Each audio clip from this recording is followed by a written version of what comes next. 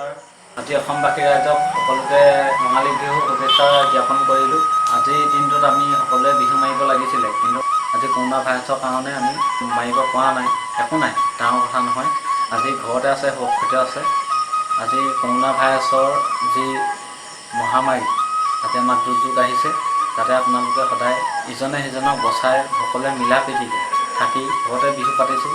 আপোনালোকেও যেনেকৈ ঘৰতে পাতক, ঘৰতে ফূৰ্তি কৰক, ঘৰতে মনৰ আনন্দ লওক।